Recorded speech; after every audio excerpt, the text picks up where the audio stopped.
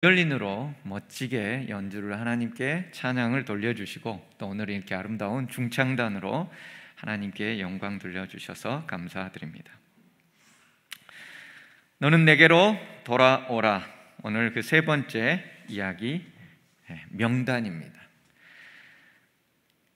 구조자 명단을 불러주세요. 2014년 4월 16일 오전 8시 50분 세월호가 진도 앞바다에 침몰했습니다. 당시 이 소식을 들은 단원고 학부모들은 학교로 옹기종기 급히 모여들었습니다. 먼저 온 학부모들부터 급히 진도로 향하는 버스에 올라탔고, 그 버스에서 처음 들었던 소식들은 매우 희망적이었습니다. 비록 단원고 학생들이 탔던 그 세월호가 침몰하기는 했지만 대부분의 학생들은 구조되었다는 소식이었습니다. 약간의 불안감은 있었지만 그래도 대부분의 학생들이 구조되었다는 소식에 학부모들은 안도하면서 가고 있었습니다. 그러나 그 안도감은 그리 오래가지 못했습니다. 세월호 사고 인근 팽목항 도착하기 얼마 전 학부모들은 구조된 학생들이 전체 325명 중에 75명밖에 되지 않는다는 청천벽력 같은 소식을 접하게 됩니다. 그들은 팽목항에 도착하자마자 제일 먼저 학부모들이 향한 곳은 바로 게시판이 있는 곳이었습니다. 팽목항 야외 게시판에 다급한 손으로 기록되어 있는 구출된 명단들을 확인하기 시작했습니다. 한편에는 사망자 명단이 이미 기록되어 있었고, 다른 한편에는 구조자, 생존자 명단이 게시되어 있었습니다. 거기 모인 모든 학부모들은 자신의 자녀가 사망자 명단이 아닌, 실종자 명단이 아닌 생존자 명단에, 구조자 명단에 들어있기를 간절히 바라고 확인하고 또 확인했습니다. 실종자의 명단과 사망자의 명단이 펼쳐진 것을 바라보면서, 또 생존자의 명단이 있는 곳을 바라보면서 한편에서는 오열하고 있고 다른 한편에서는 안도하며 그 두 가지가 교차되고 있었습니다. 그 시각 미처 진도로 출발하지도 못한 후발 학부모들은 버스를 기다리며 뉴스의 주파수를 맞추고 구조자 명단을 기다리고 있었습니다. 그때 마침 TV의 앵커가 바다에서 가까스로 구조된 한 남학생과 인터뷰를 하게 되었습니다. 앵커는 인터뷰 학생에게 다짜고짜 구조된 학생들의 명단을 불러주라고 외쳤습니다. 그 학생은 자신의 주변에 약 20명의 구조된 학생들이 있다고 말했습니다. 그런데 4명의 아이들을 간신히 말하고는 다른 아이들의 이름은, 얼굴은 보이는데 이름이 기억나지 않습니다 라고 대답하고 있었습니다. 자신의 바로 옆에 있는데도 불구하고 반 친구의 이름이 생각나지 않는 것입니다. 남학생은 아직도 정신이 온전히 돌아오지 않은 상태였던 것입니다.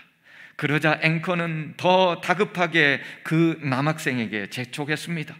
학생, 정신을 다시금 가다듬고 어렵겠지만 구조자 명단을 불러주세요. 지금 학부모들이 구조된 사람들의 이름을 애타게 기다리고 있습니다. 그러니 학생들, 다시 한번 구조자 명단을 불러주세요. 모든 학부모들은 자신들의 학생들이, 자신들의 자녀들이 제발 살아와 달라고 그렇게 간절히 요구하고 있었습니다. 무엇보다도 자신의 자녀가 생존자 명단에 있기를 그렇게 간절히 기도하고 또 기도했습니다. 생존자 명단에 없는 학생은 실종자 명단에 있는 학생으로 생사를 도무지 알 길이 없었습니다. 생존자 이름 바로 옆에 붙여진 실종자들의 이름은 둘 간의 엄청난 차이를 만들어내고 있었습니다. 그것은 다름 아닌 산자와 죽은 자의 차이였습니다. 우린 지난 첫 시간에 이 세상은 우연히 만들어진 것이 아니요, 우리 인간도 우연히 진화된 것이 아닌 창조주에 의하여 디자인되었고 우리가 창조되었다고 배웠습니다. 그리고 어제는 그 하나님이 야곱처럼 도덕적이지도 선하지도 의롭지도 않은 그 죄인을 찾아오셔서 내가 너와 함께 할 것이다, 네가 어디로 가든지 너를 지키며 너를 이끌어 이 땅으로 돌아올게 할지라, 내가 내게 허락한 것을 모두 이루기까지 너를 떠나지 아니하시리라 라고 하나님께서는 약속해 주시는 분이시라고 했습니다. 이렇게 우리를 창조하시고 우리를 구원하시기 위해 우리를 친히 찾아 나서시는 그 하나님을 우리는 반드시 만나야 되고, 우리는 반드시 그 하나님을 우리의 삶 속에서 경험과 체험으로 쌓아가야만 하는 것입니다. 그 창조주요 구원자 하나님은 우리를 위해서 인간 사용 설명서이자 구원 생활 백과사전을 우리에게 주셨습니다. 그게 뭐예요? 성경 말씀이에요.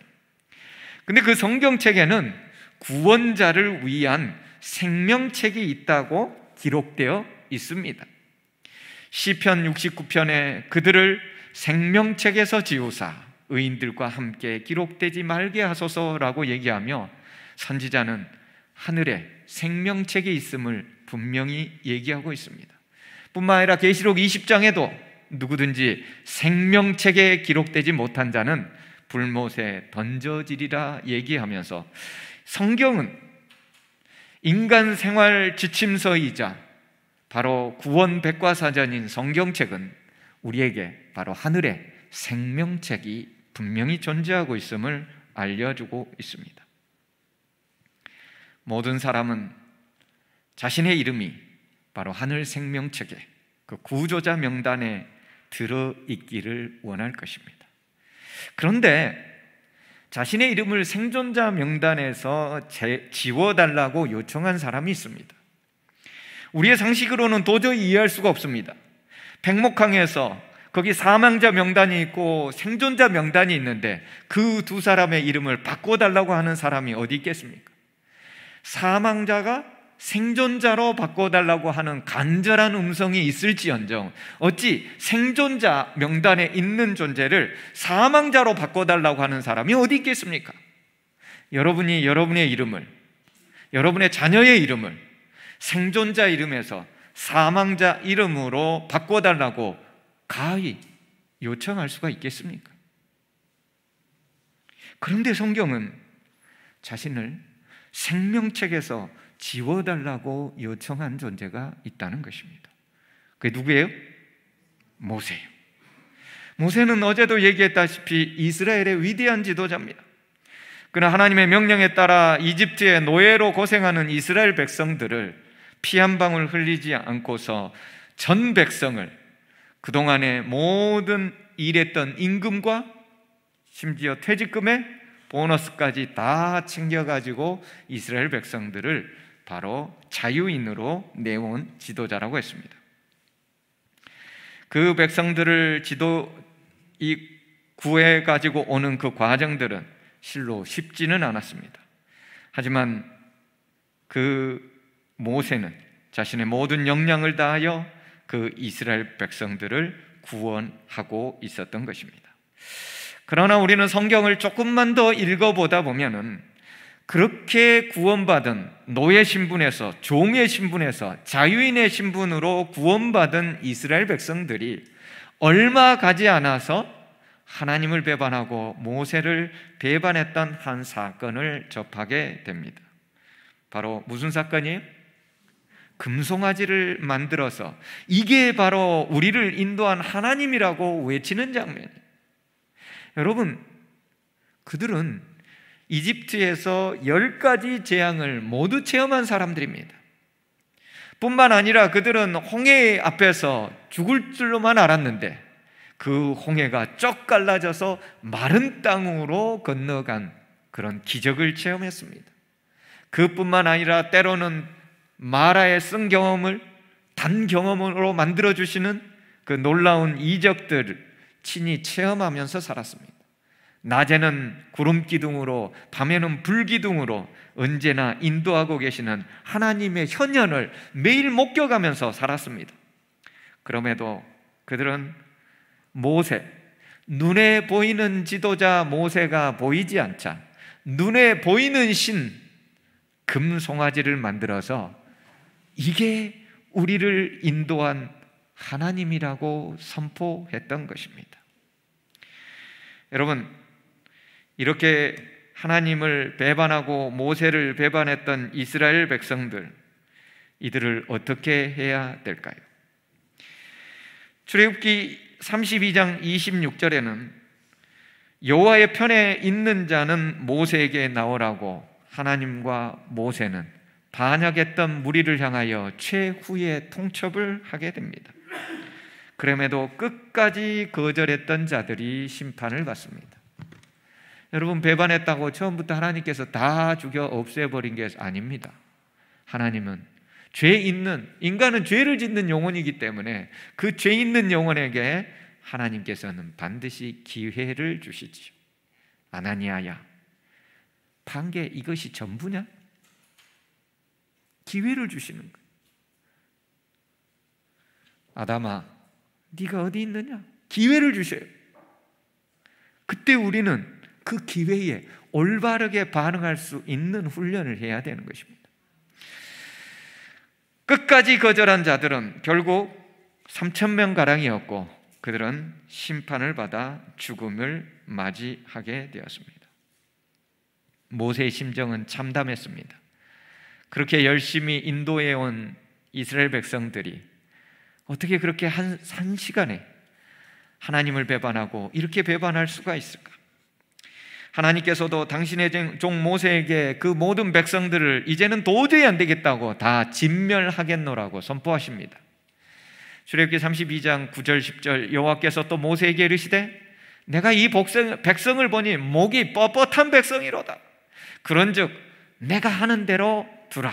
내가 그들에게 진노하여 그들을 진멸하고 너를 큰 나라가 되게 하리라. 더불어 모세만 원한다면 이제 모세를 통해 하나님께서는 새로운 민족을 형성하겠다고 약속하십니다.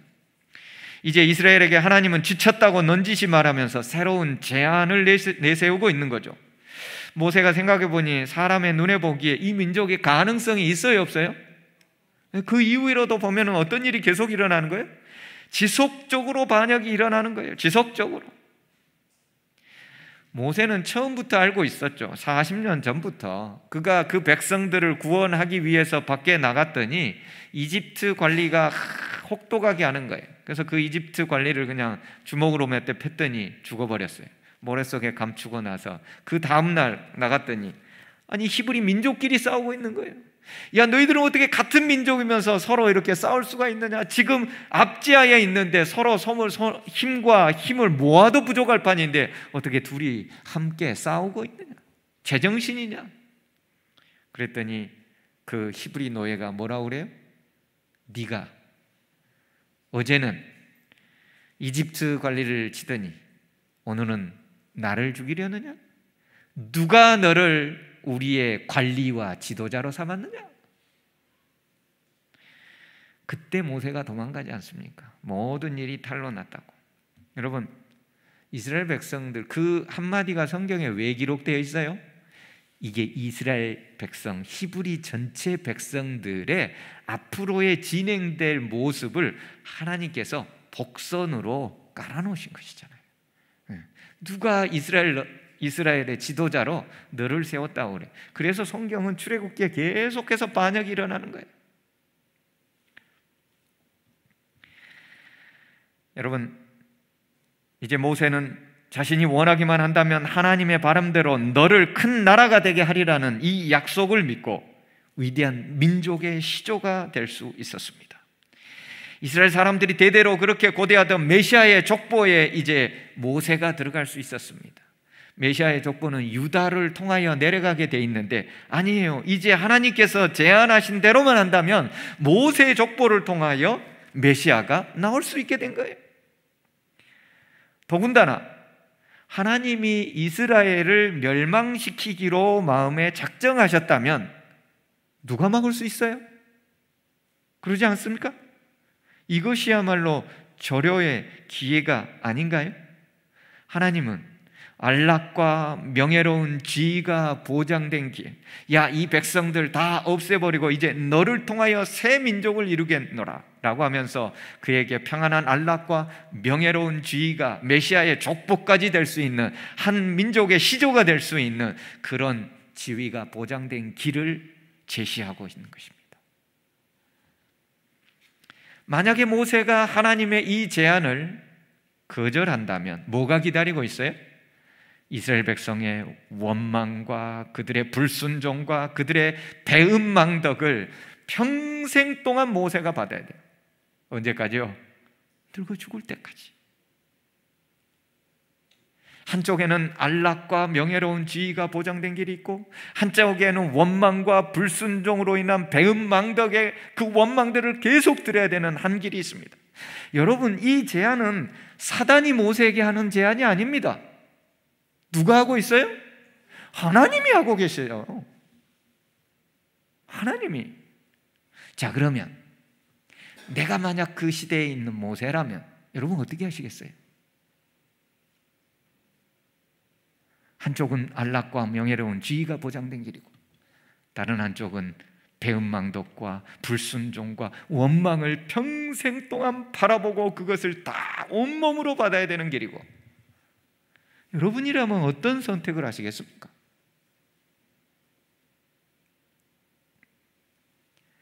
모세가 고민될까요? 고민되지요. 모세는 고난과 불평과 원망과 배은망덕이 있는 그것을 뻔히 알고 있었습니다.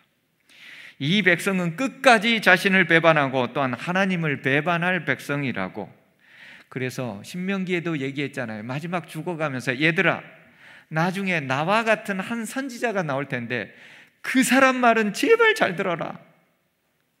나에게처럼 말 안 듣고 그렇게 원망과 불신으로 살지 말고 나중에 한 선지자가 나오거든, 그분 말씀은 제발 잘 들어. 모세가 마지막으로 얘기한 게 그거잖아요.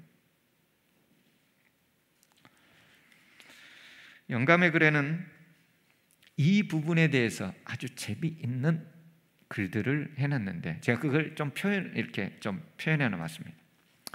좌절과 진노밖에 나타나지 않는 곳에서 모세는 희망의 근거를 찾고 있었다. 내가 하는 대로 두라는 하나님의 말씀은 금지의 뜻이 아니라 모세로 하여금 중재하도록 격려하는 말이라는 것을 알았다. 여러분, 하나님께서 내가 하겠다라고 하신 표현이 아니고 모세야, 내가 이렇게 하도록 네가 허락해 줄래? 라고 했다는 거예요.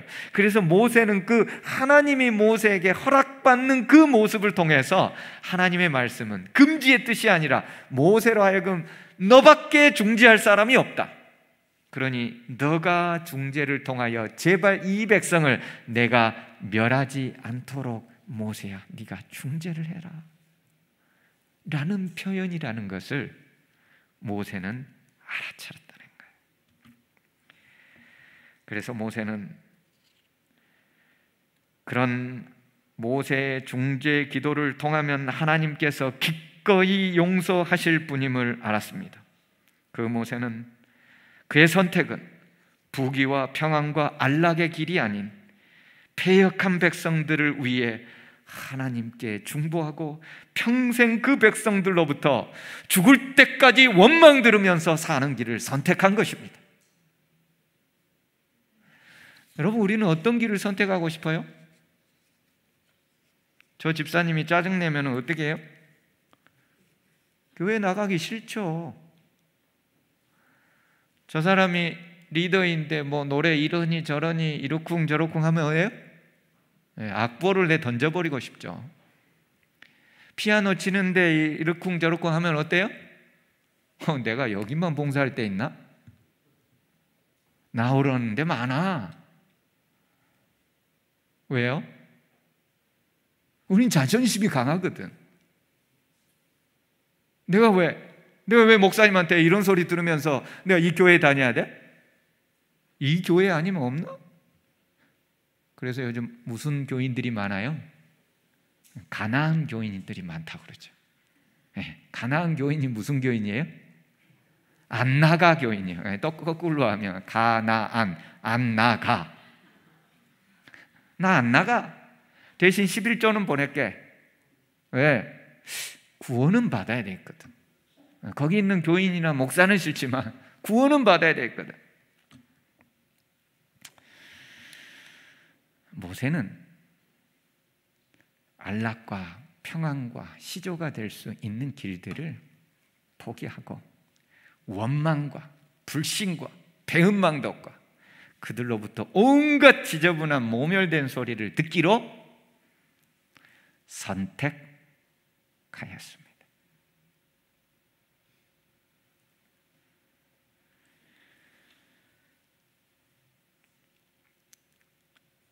출애굽기 32장에는 모세가 이렇게 기도합니다. 모세가 여호와께 다시 나와 여짜오되 슬프도소이다. 이 백성이 자기들을 위하여 금신을 만들어 싸우니 큰 죄를 범하였나이다. 그러나 이제 그들의 죄를 사하시옵소서. 그렇지 아니하시오면 원하건대 주께서 기록하신 책, 그 생명책에서 내 이름을 지워버려 주옵소서. 모세는 자신의 이름을 지워서라도 이스라엘 백성, 이 배은망덕하고 금송아지 만들어갖고 이게 하나님이라고, 그리고 출애굽기 32장을 보면요, 그날이 축제일이라고 선포해요. 축제일이 뭐예요? 안식일이라든지 유월절이라든지 우리가 그런 날들을 축제일이라 하잖아요. 그 여호와의 축제일이라고 선포해놓고 그날 뛰놀고 난리를 치고 기뻐하는 것입니다. 근데 그 배은망덕한 백성들을 모세는 하나님께 원하건대 혹 그들을 용서하지 못하시겠거든 차라리 제 이름을 생명책에서 기록한 것을 지워버려 주시옵소서.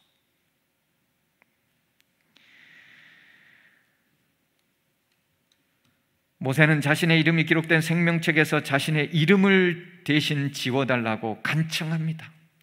생존자 명단에서 자신의 이름을 지워서 사망자 명단으로 옮겨달라고 간청하고 있습니다.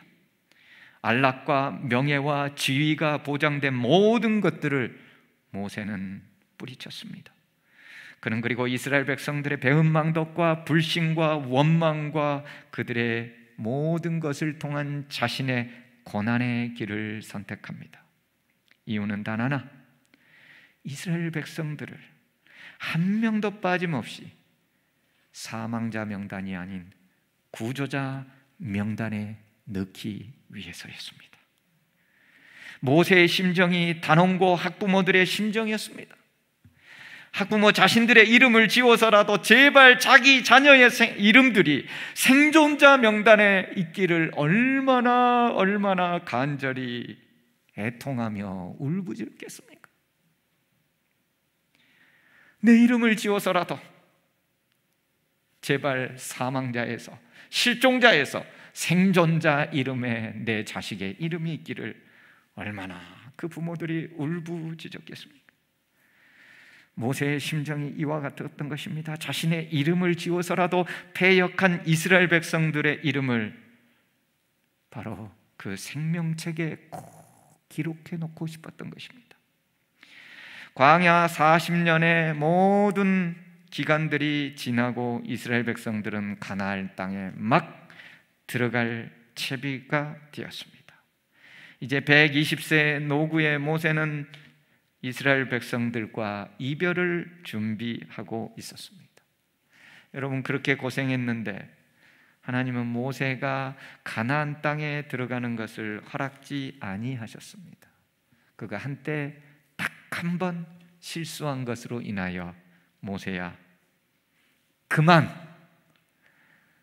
가나안에 입성하는 것 나한테 요청하지 말라. 여러분, 모세는 자신의 이름을 생명책에서 지워서라도 이 백성들과 함께 가나안에 들어가고 싶었는데 가나안에 들어가지도 못한 채 그 백성들을 향하여 신명기를 통하여 이렇게 호소를 하고 있는 거예요. 신명기 1장 30절 31절, 너희보다 먼저 가시는 너희 하나님 여호와께서 애굽에서 너희를 위하여 너희 목전에서 모든 일을 행하신 것 같이 이제도 너희를 위하여 싸울 것이다. 가나안에 가면 싸울 것이다. 광야에서도 너희가 당하였거니와 사람이 자기의 아들을 안는 것 같이 너희 하나님 여호와께서 너희가 걸어온 길에서 너희를 안으사 이곳까지 이르게 하셨느니라. 여러분, 하나님은 이스라엘 백성들을 어떻게 인도해 오셨다고요? 안아서 인도해 오셨다고요. 여러분, 여러분의 자녀들이 아프거나 여러분의 자녀들이 걸음을 못 걷을 때 어떻게 데려가고 어떻게 인도하셔요? 안아서 가는 거예요. 근데 이 이스라엘을 안고 가신 하나님, 안으신 하나님, 이 단어가요, 사실 이 연관성이 있는 단어예요. 이 안고, 안으사라는, 안고라는 이 단어는 사실 이사야 53장 4절에 그는 우리의 질고를 지고 가다라고 할 때 그 지다는 단어하고 똑같은 단어입니다. 이사야서 53장은 혹시 여러분들 무슨 장이신 줄 알고 계시지요? 메시아에 관련된 장입니다. 그래서 여기서 그는 이 땅에 오실 메시아, 바로 예수 그리스도를 상징하고 있지요. 그는, 메시아는 우리의 질고, 질병의 고통들, 그것을 다 지고 가시는 거예요. 그런 이 표현을 바라보면은 뭐가 생각나는 거예요? 우리의 죽음의 십자가를 지고, 우리의 질고를 지고, 우리의 십자가를 주고 친히 십자가에 달려 돌아가시는 예수 그리스도를 떠오르게 하는 것이죠.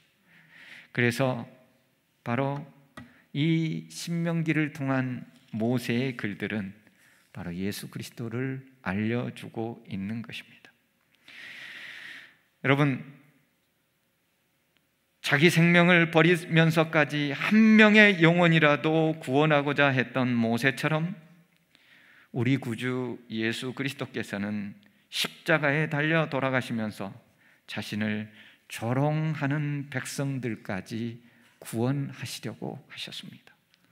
가시관을 만들어 예수님의 머리에 그들은 확 씌웠습니다. 여러분, 팔레스타인 가시나무는요 그냥 철조망과 같아요. 머리 위에 쓰이면은요 투박한 그 가시들이 퍽하니 바뀌면 피가 툭 튀어나온 가시가 아니에요. 뭐 보들보들 해가지고 까실까실해서 적당히 피부가 쓸리는 정도가 아니라 툭 쑤시면 피가 퍽 튀어나오는 그런 가시관을 씌웠습니다. 그리고 그들이 뭐라고 하는 거예요? 사람은 갈대를 꺾어가지고 그 피가 흐르고 있는 예수 그리스도의 가시관 쓴 머리를 탁탁 치면서 조롱을 하는 거예요. 네가 선지자라면 너나 구원해봐. 네가 이 땅에 우리를 구원하기 위해서 온 메시아라면 너부터 구원하고 우리를 구원해봐. 그러면 우리가 믿어줄게. 여러분, 이런 사람들 어떻게 해야 돼요? 살려달라고 애원을 해도 될까 말까 하는 상황에서 예수님을, 만왕의 왕을, 창조주를, 구원자를, 죄가 전혀 없으신 분이 나의 죄를 위하여 십자가에 대신 돌아가고 있는 그분을 향하여 갈대를 꺾어서 머리를 치면서 네가 메시아고 네가 구원자라면 너부터 구원해봐. 그러면 믿어줄게. 너부터 구원해봐. 그러면 믿어줄게. 그 모멸을 그리스도께서는 다 견디시는 거예요. 왜요? 예수님 창조주시면 아담과 하와 범죄했을 때 그냥 죽도록 내버려 두고, 왜? 죄의 삭은 사망이니까. 제2의 아담, 제3의 아담으로 새롭게 출발하실 수 없으셨을까요? 여러분은 여러분이 자식을 낳으면 그 자식이 20년 후에 칼을 들고서 내 목을 따 죽일 거라면 그 자식을 태어나게 하겠습니까? 아니면 아예 자식을 갖지 않겠습니까?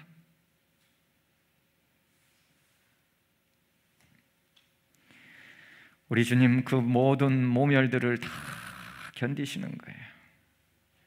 바로 나와 여러분을 구조자 명단에 넣기 위해서, 그분은 그분의 생명을 들여서 우리를 생존자 명단에 넣기 위해서 그분은 모든 것들을 다 견뎌내셨습니다. 예수님은 당신을 따르는 제자들과 소수의 사람들만을 위하여 당신의 생명을 내놓으신 것이 아닙니다. 당신을 배반하고 달려가는 사람들, 심지어 당신을 모멸하고 머리를 칼대로 치며 능멸하는 자들까지도 다 용서를 베푸시는 거예요. 아버지여, 저들의 죄를 사하여 주옵소서. 저들은 자기들이 하고 있는 일을 알지 못해서 그러니 주님 제발, 하나님 제발 저들의 죄를 용서하여 주시옵소서. 성경은 그 글들을 분명하게 기록해 놓고 있어요. 자신을 모멸하고 능멸하는 자들까지 주님은 다 용서하고 계시는 그 생생한 십자가의 현장을, 저 같으면 그렇게 못할 것 같아요. 누가 자존심 상하게 하면 나가기 싫다니까요. 그 집사님 있으면 저쪽 문으로 가고 싶어요. 그 장로님 보면은 마음이 막 부들부들 떨려요.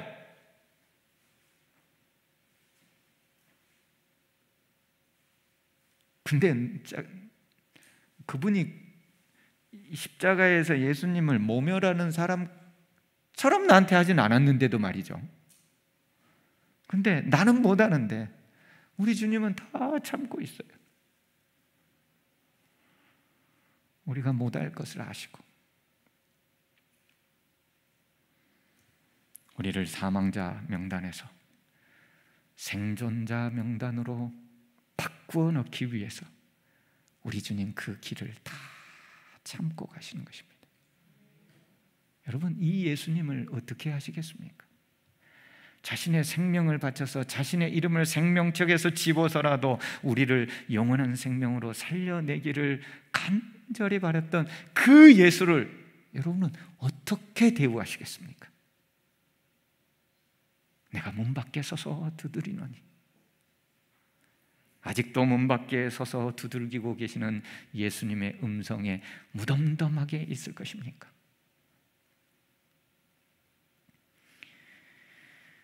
우리는 예수 그리스도의 생명의 값으로 구원받은 백성들입니다. 단 한 명도 빠짐없이. 하나님은, 예수님은 오늘 우리에게 어떤 삶을 기대하고 있을까요? 7년 전 세월호의 침몰 앞에, 그리고 몇 년 후 그 선체가 무트로 나와 그 처참함이 마치 그 자식을 잃은 자의 어미의 처절함을 드러낸 그 순간처럼 보였을 때 우리 하나님께서 자식을 잃어버린 모습의 처절함으로 혹 계시지는 않을지요. 출애굽 40년이 지났을 때 불순종과 애굽의 정신으로 인해 심판받은 어리석은 이스라엘 백성들과 우리는 뭔가 다른 삶을 살아야 되지 않을까요? 오늘 우리가 이 시대에 모세 정도가 되었으면 어떨까요? 이 토평교회가 얼마나 발전할 수 있을까요? 얼마나 많은 죽음의 명단에 있는 사람들이 생존자의 명단으로, 구조자의 명단으로 바뀌어져 그 이름이 기록될 수가 있을까요? 하나님은 우리에게 죽어가는 우리 자식들을 위해 기도하라고 말하고 있습니다. 우리에게 세상의 죄인들, 죽어가는 영혼들을 위하여 기도하라고 얘기하고 있습니다. 하늘에서 우리에게 긴급 무전을 때립니다. 토평교회 장로님 구조자 명단을 불러주세요. 토평교회 집사님 구조자 명단을 불러주세요. 아직도 하나님께서 무전을 통하여 우리에게 외치고 있는 구조자 명단을 제발 불러주세요 라고 하는 소리가 우리의 귓가에 들리고 있습니다. 2006년 3월 1일 저는 전주에서 갑작스럽게 1년 만에 광주 학원 36외국어학원 원장이자 담임 목사로 발령을 나게 됩니다. 광주 학원교회는 개척대회가 활발하게 진행되는 좋은 곳이었습니다. 그동안 대구라든지 전주라든지 이런 학원들은 교인도 부족하고 어린이도 거의 없어서 토요일 오후 안식일에는 오후에 별로 활발하게 아이들이 교회 활동을 할 기회가 없었습니다.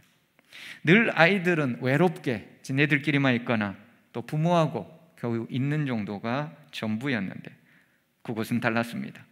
교회 아이들도 많았고 삼육학교도 가까웠고 아이들을 삼육교육을 시킬 수 있다는 많은 장점들을 가지고 있었습니다.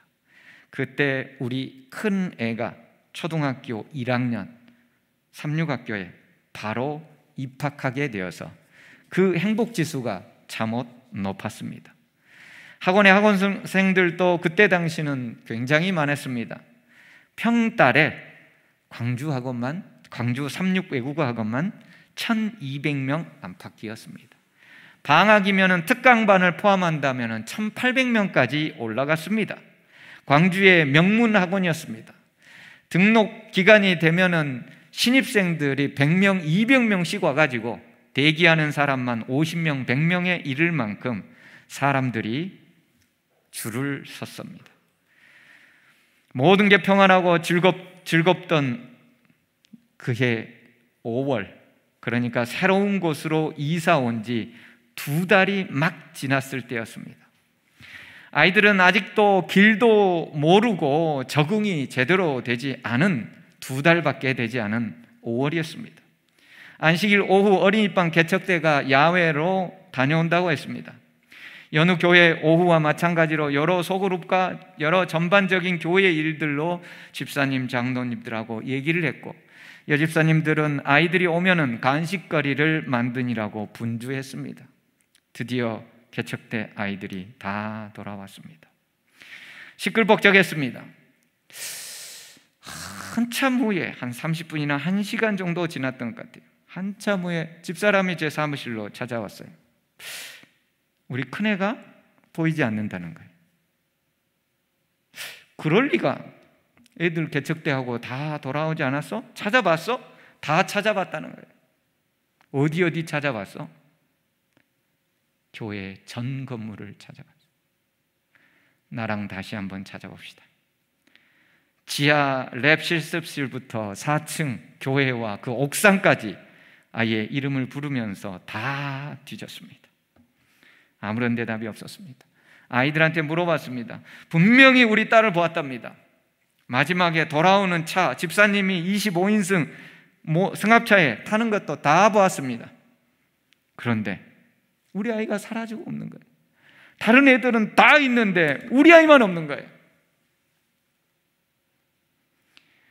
집사님들도 선생님들도 왜 우리 아이를 본 적은 있지만 내려가지고 교회에서 돌아다니는 모습을 본 사람은 아무도 없었습니다. 집사람과 함께 사무실에서 하나님께 기도했습니다. 하나님, 제 아이가 꼭 돌아오게 도와주십시오. 집사람은 아이들과 함께 학원 또는 교회로 올 때에, 집에서 올 때, 사택에서 올 때에 늘 걸어 다녔습니다. 차편도 없었거니와 20분 정도의 거리는 늘 아이들의 건강과 또 행복을 위해서 걸어 다녔습니다. 어떨 때는 1시간 정도도 걸어 다녔습니다. 특별히 집과 학원을 오가는 곳에는 작은 공원이 있었습니다. 그 작은 공원을 통과하는 맛이 소소한 것입니다. 다람쥐도 있고 거기에는 비둘기도 있고 아이들에게 좋은 여건들이 있어서 늘 걸어 다녔어요. 아이가 혹시 내렸다가 집으로 혼자 걸어간 것은 아닐까? 앞이 캄캄했습니다. 조용히 기도를 하고 가족들에게도 연락을 하면서 기도해 달라고, 누님들에게 기도해 달라고 연락을 하고, 하나님, 아이 꼭 찾도록 도와주세요. 제발 무사히 돌아오도록 해주시면 제가 죽도록 충성하겠습니다. 집사람은 오른쪽 길로, 저는 왼쪽 길로 골목골목을 뒤지면서 아이의 이름을 연신 부르며 집으로 가는 길을 거슬러 올라갔습니다. 혹시 공원 안에서 길을 잃지는 않았는지 여기저기 뛰어다니며 미친 듯이 이름을 불렀습니다. 난생 처음 보는 사람에게 혹시 초등학교 1학년짜리 여학생 본 적이 없냐고 물어봤지만 그 누구도 보지도 듣지도 못했다는 것입니다. 이제 집 앞에 다다랐습니다. 엘리베이터의 버튼을 누르려고 하는데 손이 떨리는 거예요. 엘리베이터를 타고 14층 집에까지 이제 올라왔습니다. 현관문을 열쇠로 따고 돌리려고 하는데 너무 떨리는 거예요. 하나님, 이 문만 열면 우리 딸이 아빠 하고 달려오게 도와주세요. 하나님, 이 문만 열면 우리 딸이 아빠 하고 제발 달려올 수 있도록 도와주세요. 그러면 제가 죽도록 충성하겠습니다. 기도를 2번씩이나 하고 문을 현관을 열고 혜원아 하고 문을 소리를 질렀어요. 아무런 소리가 나지 않아요. 혜원아! 아무런 소리가 나지 않아요. 전 다리에 힘이 없어 털썩 주저앉았습니다. 하나님, 아이가 없습니다. 앞으로 저는 어떻게 삽니까? 제발 아이가 돌아올 수 있도록 도와주세요. 다시 한번 기도를 하고 거기에 머뭇거릴 시간이 없었습니다. 혹시 또 다른 길로 갔을지 모르니 찾아야만 했습니다. 다리에 힘이 풀려도 힘을 내야만 했습니다. 하나님, 제발 도와주세요. 이 아이가 꼭 살아서 돌아오도록 도와주세요. 공원을 미친 듯이 뛰어다니고 마지막 남은 최종의 장소까지 다 뒤졌음에도 없었지만 다시 이곳저곳 다른 길로 다 찾고 있었습니다. 그 찾아야 했기 때문에 나오는데 엘리베이터를 타고 내려와 아파트 정문을 보고 가는데 아까는 보이지 않던 경찰차가 보였습니다. 그리고 그 옆에 우리 큰딸이 보였습니다. 그때까지 울지 않고 있었던 딸은 아빠 하고 소리치며 뛰어와 안기며 울었습니다. 알고 보니 아이는 개척대 돌아오는 차에서 깊이 잠이 들어버렸습니다.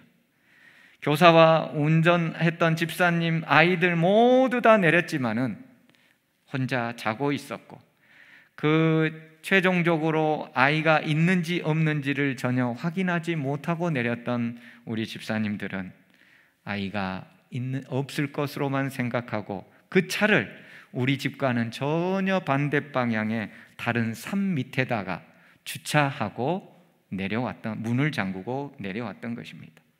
아이는 한참 후에 깨어나 보니 아무도 없었습니다.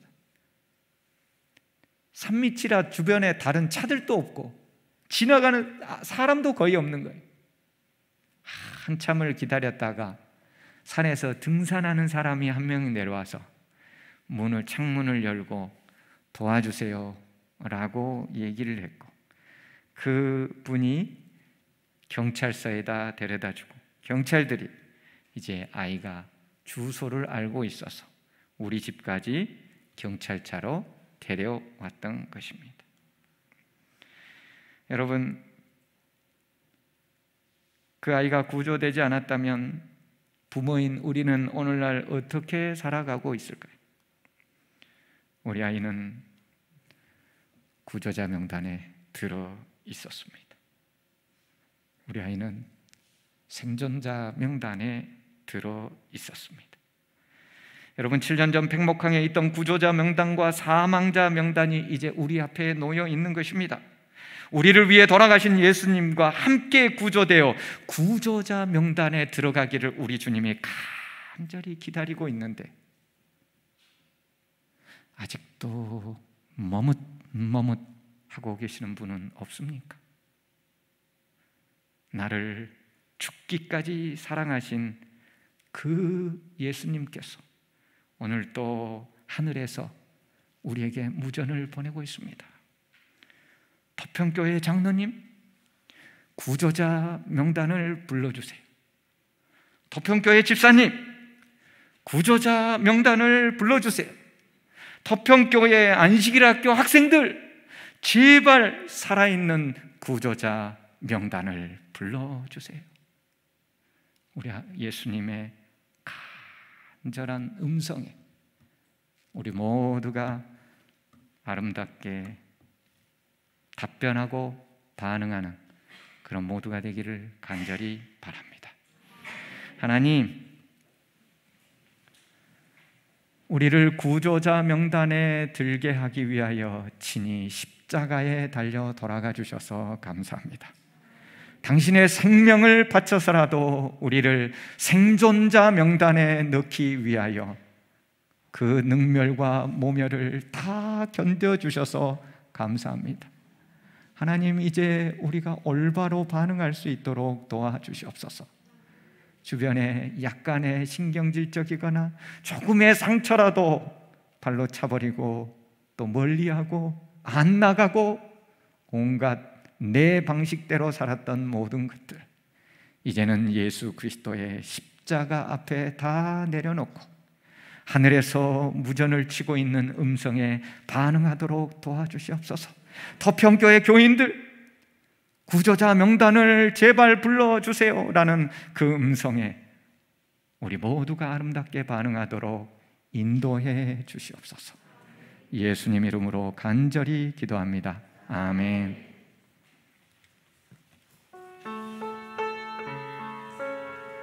여러분, 은혜 많이 받으셨습니까? 하나님께서